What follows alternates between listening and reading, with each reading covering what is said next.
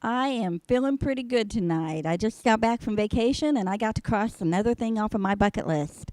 I have finally become a member of the Mile High Club. Yeah, that skydiving instructor was so shocked. And my husband worked on his list too. He went parasailing. You know how they like to dip you in the water a little bit? Oh, you should have seen him. Everybody else did. When those trunks came off, talk about your 3-point landing. Oh, vacation was great, but it did make me realize I need to lose 2 or 3 or 4 pounds.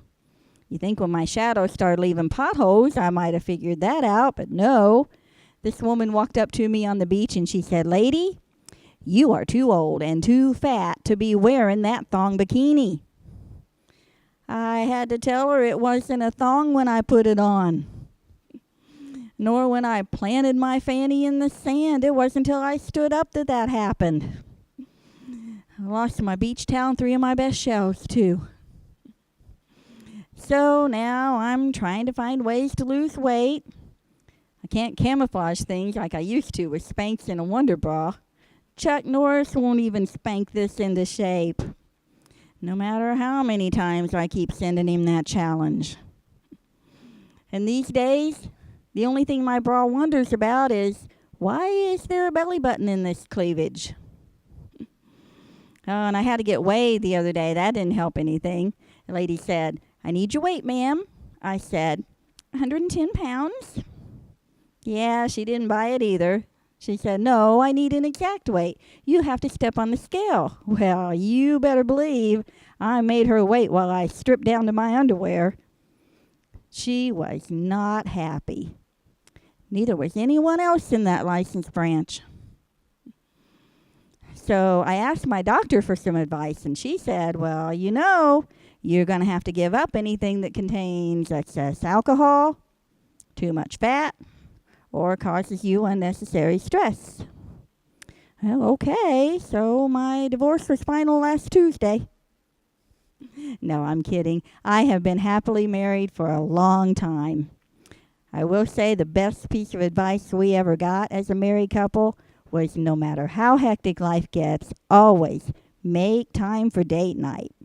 That has worked wonders for us. He's on eHarmony and I'm on Match.com. Oh, even the best marriages, though, have their ups and downs. I remember our 4th anniversary. My husband's a big gun enthusiast. I tried to surprise him with a shiny new Smith & Wesson.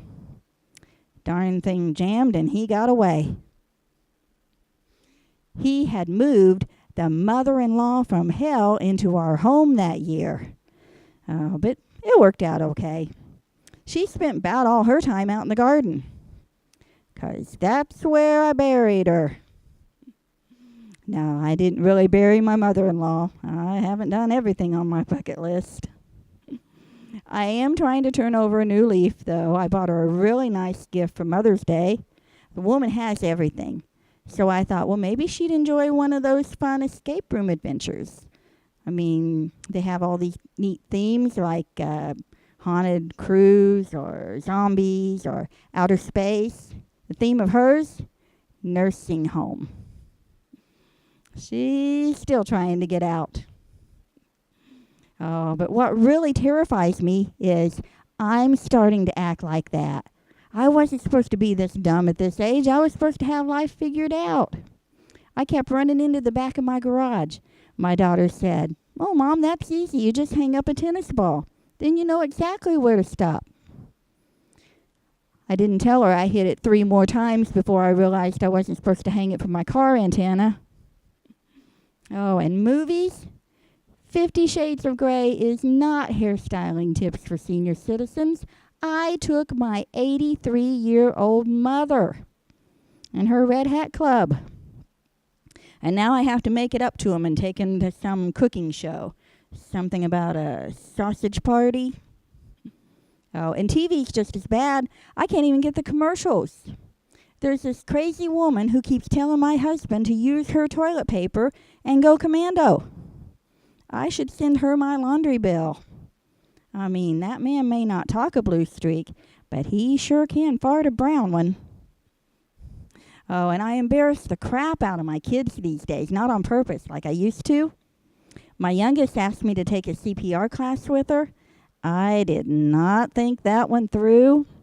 When you're my age and my weight, if you're down on your hands and knees blowing air out one end, oh yeah, there's a real good chance you're going to be blowing air out the other. That plan backfired a few times. And my oldest asked me to take her shopping. I love that. But when I have been riding in a car for 3 hours with no bathroom break, I am going to do that pee walk to the nearest toilet I can find. I can't help it. I'm old. And then I am just going to sit there and enjoy that moment of sweet relief. The manager at IKEA should not have waited till I plopped down before he yelled, "Lady, it's just a display." Oh, but the worst is technology. I shouldn't even try. My grandson showed me a picture that his little girlfriend had sent him. And I said, "Well, honey, what does this LMFAO at the bottom mean?" And he said, "Oh, Grandma, she's a good church girl. She ends all of her texts with, 'Loving my father and others.'"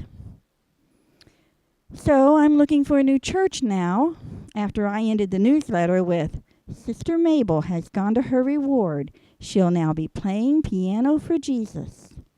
LMFAO, in Christ. Thank you guys so much. I'm Jan Tatlock, and you have been a great audience.